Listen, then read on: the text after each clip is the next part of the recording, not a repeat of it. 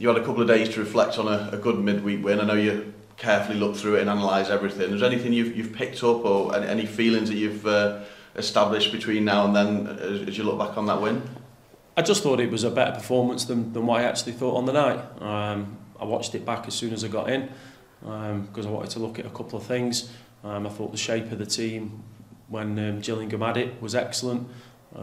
Really nullified them in the second half, which is really pleasing because they're taking up a shape that we've asked them to take up in some of the games, which is really good. I thought the football that we were trying to execute was really good. I thought we started the game really well. We've just got to be braver to continue that, particularly in the first half. They just jumped up a line in terms of trying to get a press on us. So the next step is for us to work on today and tomorrow is to try and continue playing that football when teams are slightly more aggressive against us. We've talked about it before, but you work hard and your staff work hard on the touchline. You've made lots of changes tactically, personnel throughout the season. Actually seemed on Tuesday night it was even more intense at times. I don't know if I'm right, but just watching you, and also Ryan Dicker spent a lot of time in the technical area with you behind him. What was going on there, and how was it developing for you? They're absolutely brilliant, the staff. Ryan, Kenny, Jacko, they're absolutely Fred. They're absolutely brilliant because when you are down at the front where I like to be, you can't see everything. So you're obviously managing the game. You want to see some things that are happening that you've worked on. So they work really hard to get information to us, and particularly second half, tweaking the formation in terms of what they were doing. They went with 2-10s and how we were going to match that up.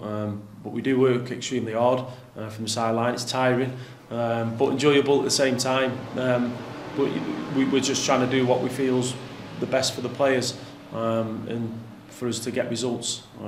Everyone's working, like you say, working extremely hard, mentally taxing, but it's enjoyable.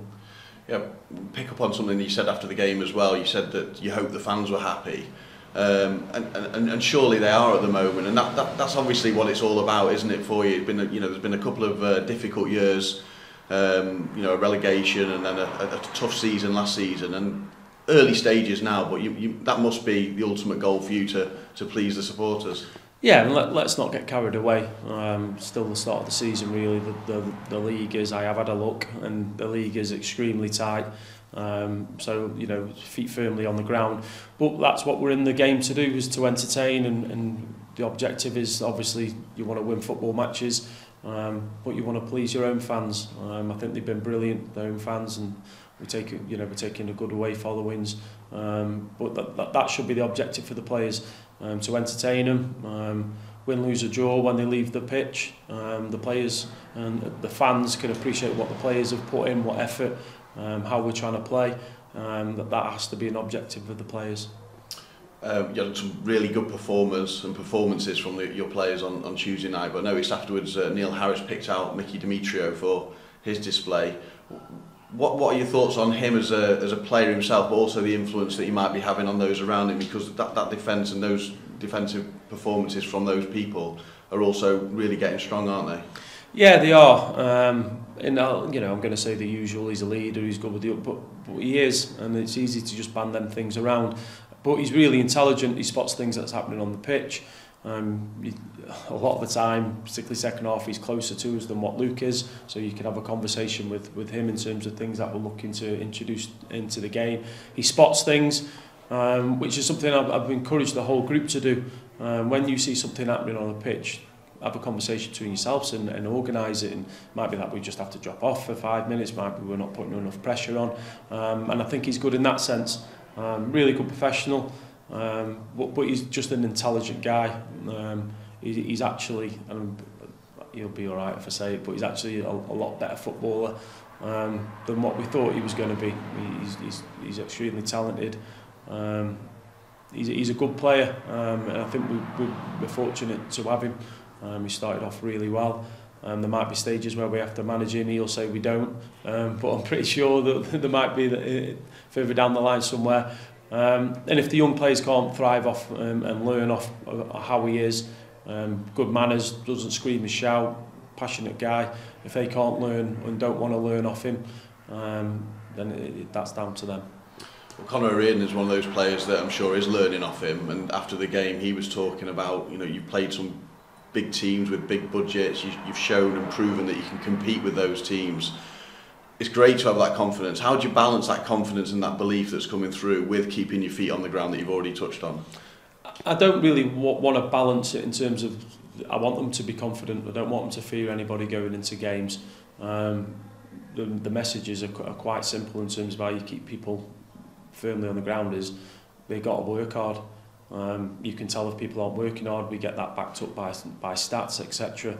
Because everything we do is based around us working hard, being able to match whatever the opposition brings to us in terms of what style of football they do. If someone's going a little bit longer, that means you've got to compete for the first ball, you've got to compete for the second ball. That's an easy gauge to keep people going in the right track, but you want people to be confident. You don't want to knock that out of them, but it's just gentle reminders all the time, basically what we're based around to get to our performances. So you're on a strong run. Salford next. They're a side that are always fancied, always got decent resources as well. Hasn't started as well as you might have expected from that team, but you won't be taking anything for granted there. Absolutely not. They're a really good team, full of technical, good players. I think I said on Tuesday night, it seems as if they've just found their way a little bit. They've made a couple of changes in formation, a couple of new players coming into that. But they're a good team, really good attacking players. Can hurt you, good interchanges. They look to play football. They've also got Big Smith up there. You know, when teams are being aggressive, the game of watch, they can miss that out and then they work off him nicely. So it's a really tough game against them. We obviously had 2 tough games against them last year. The home one was enjoyable because of the ending of the game. But they're a good team. We're going to have to be at it and we're going to have to work hard today, tomorrow, tactically, to put that right. And finally, Chris Long came off at half-time in midweek. Can you just bring us up to date on how he is, and also Connor Thomas, Charlie Colkett, any other injury problems you're looking at? Yeah, he whacked the bottom of someone's foot and he opened up a bit of a gash on his foot. He had to have some glue put in there. Spoke to him yesterday. He seems to think he's going to be all right, so we'll just manage him up to Saturday. Connor Thomas is out running at the end of this week, which is pleasing. He's pleased with the way things are going in terms of, he says he feels fine, so hopefully in the next 2 weeks we'll get him back. Charlie Colkett's fit for selection. He's working hard. He's obviously played a couple of 23 games, 21 games, but like everybody's going to have to work hard to get in the squad. I've had good conversations with Charlie. Obviously we're doing well, so it's a fight for everybody to get in and around the squad. One last point actually, you mentioned Charlie Colkett. It's not easy to get in the squad for anybody at the moment, but with the games coming thick and fast, I know you'll look to manage minutes, but is it a more recent thing that you can manage minutes with 5 subs within the games rather than necessarily changing the starting lineup? Is that a way you can approach it? We've also got to be mindful of what minutes people are playing. The players will be tested this morning. We'll get feedback from the sports science and physios about fatigue, etc. But I just feel everyone's at a different point than where we were last year in terms of being able to change games earlier. With what we've got on the bench, I've said at the start of the season, the young players are real. You look at Owen Lunt, he keeps getting on the pitch and then can't get in the squad the following week. But people like him, Lewis Billington, I'll put that into the mix. Obviously matters. They're real bonuses for us this year, and they're going to be important to us, not just the older type, the more senior players, but they've gone on a notch. They're ahead where we thought they might be, which is helping us making them changes earlier on in games. And finally, my final question. Brilliant. You got that input off the bench, didn't you, with the 2 lone lads combining for a lovely goal. Mattis as well was instrumental in that, and that just shows, I suppose, it just elaborates on what you're talking about. Yeah, it was good play, and I thought Nev did well. When he come on, he used the ball well, and he was part of that move, little look back and through. So they're important, and again, we're having conversations with people all the time. Them 2, particularly coming from lone players, just need to get a little bit fitter. When we're going to do that within the training sessions. Obviously the ones who are playing a little bit more won't do as much as the lads who aren't. So it's just trying to build them up to speed. But you can see the qualities they've got up to the point that we've used them. Aaron's exciting, gets you off your seat, and that's what we wanted.